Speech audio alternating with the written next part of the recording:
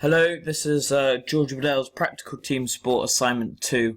Today we're going to be looking at rules, regulations and kit for rugby. To start off with, we'll start with personal equipment. This can range from socks, gum guards, body armour, boots and other stuff. Let's start off with the boots. These can be divided up in two different categories. The forwards boots and the backs boots. The forwards boots are usually more robust and sturdy and have more ankle support. They usually have bigger studs for more grip in the rucks and thicker leather so they don't break as easily, and when they get stamped on, for more protection for their toes. Also, they can come up higher around the ankles for more ankle support if you have had past ankle issues in the past. Next, the backs boots. They are more lightweight and thinner material with smaller studs and more flexible. For the boots to be more flexible, this will allow them to run quicker and change direction quicker and be more elusive in play. Then we go on to the Canterbury, the head guard, also known as a scrum cap. This can protect your head from head collisions. Usually the forwards wear them, but this doesn't have to be the case. Backs can wear them, such as Jack Noel and Lee Halfpenny, who are both backs. They both wear them for head protection, and any player can wear them. The whole team can wear them, but it's up to you whether you want to. Next, you've got the body protector here. This is usually pads, which are thin to protect you from a bit of the impact when you're making a tackle or scrumming or whatever. The pads usually can be found on the shoulders, upper arm, chest, and you can get a few going down your back to protect your back from people tackling from behind or getting studded. Next, we'll go on to the gum shield. This can be moulded. Every player must wear a gum shield. It is a safety feature and will protect your teeth from getting broken or you cutting your lip on your teeth. It goes on the top of your mouth. It is moulded and they can come in different styles and colours and everything. You can design your own. Next we go on to the rugby kit. Each team, two teams, must wear a different coloured kit, a corresponding kit. So if England and New Zealand were to play, New Zealand would wear a black kit and with black shorts and black socks, also known as the All Blacks, and England would wear a white shirt with their crest on it and white shorts and white socks. If England and Fiji were to play, because they both have white kits, one of the two, whether they're playing home or away, would have to change their kit colour. England's replacement kit is purple or red, and this would be worn if they were to play Fiji, away or home. Next, we go on to pitch and team equipment. This is predominantly for referees, teams, which they can use, and maybe some individuals and officials. We'll start off with the rugby sideline post. Each post will be on either side of the pitch. There'll be one on the dead ball line, the try line, the 22 metre line, halfway, the other 22 metre line, and so on. They will be on both sides of the pitch. The ones on the 22 metre line, halfway line, and the other 22 metre line must be 2 metres away from the sideline pitch. This is due to if people were to get tackled into them, they could be impaled or have injuries from them. The reason why the dead ball line and try line ones are on the try line and on the lines is because if there were to be a close call, then the referee and officials can have a look at slow-mo replay at what is the scenario and what might have happened. Next, we'll go on to the sideline flags. The sideline officials will have one of these each. Every time the ball goes out of play, they will mark with their foot and hold the flag up and point to the side which it will go to, which the ball will go to. They will run the whole length of the pitch for the entirety of the game, keeping in line with the offside line and the back foot of a scrum or a ruck. This is also known as offside line. Next, we'll go on to referees, which they must always have a whistle to stop play and make calls for players and award tries and penalties. Next, the red and yellow cards are here. The yellow card is predominantly used for if there was a bad tackle or misconduct in play or bad behaviour towards the referee. The yellow card means 10 minutes in the bin, which is also known as 10 minutes off the pitch.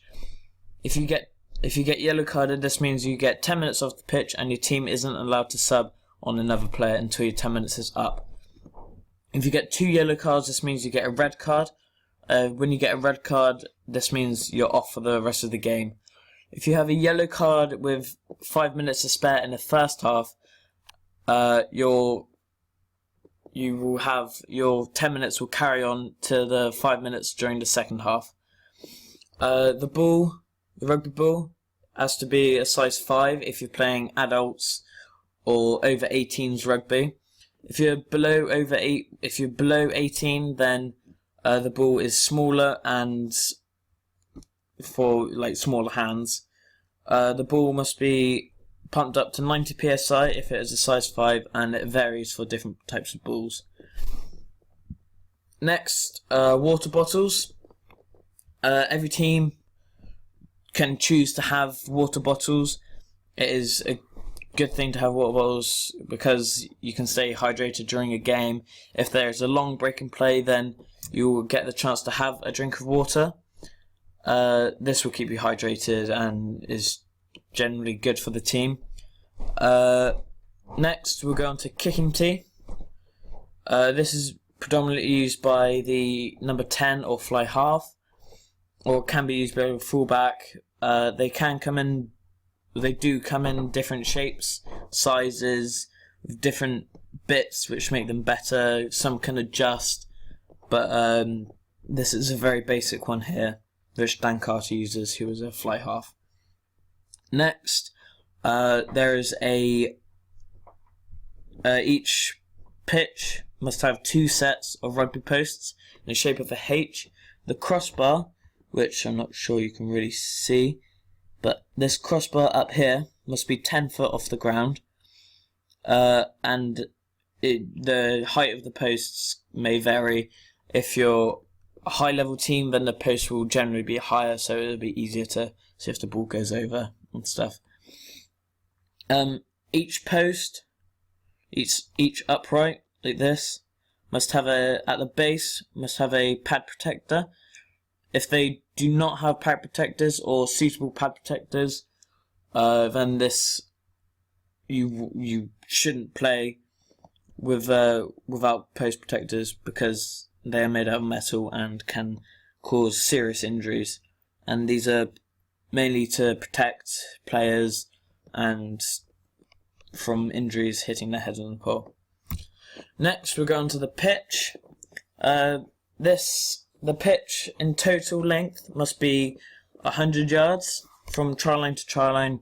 The in-goal area where all the tries are scored must be either 10 metres to 22 metres in length, and then in width, in total the pitch must be 70 metres or below.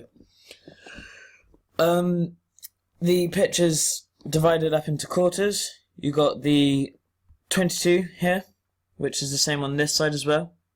It's 22 here. And then you got the just inside the first half, and then just inside this half as well. These dotted lines mean different things. This dotted line going along here means also known as the 10-meter line, which says it here. This line going down here is a 10-meter line. For every kickoff, the ball must go 10 meters past this line. At every line out, the ball must go past this dotted line here, which is also known as a 5-meter line, but can't go past this 15-meter line here. If it does go past, then there is no offside line, and it goes on. If the ball goes out past this line, then the team who dotted it down or kicked it past will get a 22 dropout from this 22-meter line here, or this 22-meter line here if it goes out over here. This is the halfway line where every kickoff after every try or penalty is scored. Then the posts must be exactly in the middle of the pitch, going down exactly in line with the middle. Next, we're going to positions. First, you've got the loose head prop, which is on the left-hand side of the scrum if you're looking at it from above. Number 2 is the hooker, which hooks the ball when the ball is placed in by the scrum half. Number 3 is the right head prop, tight head prop. And then the 4 and 5 are also known as second rows or lock forwards. This whole unit of 5 players is also known as the tight 5. Next, you have the 6, 7, and 8. The number 8 doesn't have an official name for it. It is known as the number 8. 6 and 7. 6 is blindside flanker, which is always on the side which has the least amount of space. The number 7 is the one with the most amount of space, also known as the open side flanker. Next, you have the scrum half, which is number 9. Fly half, number 10. Inside centre, which is number 12. Wing, left wing, which is number 11. 13 is outside centre. 14, right wing. 15, fullback. The number 9 always puts the ball in on the left-hand side of the scrum. Puts the ball on the left-hand side of the scrum. And gets the ball from the 8's feet and passes it to number 10 or whatever player if they have a move going or not. That is the overview of all of the positions. Each team can have up to 25 players for subs. But you must have a front row replacement, so this is a replacement for the front row, which is a loose head prop, hooker, and tight head prop. And then you can have as many replacements for the back line, going up to 25. So the first 3 are taken up by props or hookers. Next, we will be going on to analyse a game of rugby. This game was filmed in 2012. It was England versus New Zealand, where England won. We'll be having a look at a few of the scenarios, including the aim of the game, starting a rugby match, players, duration, possession, onside and offside rules, kicking rules, line-outs, rucking, scrum, and scoring. I'll now go on to the video.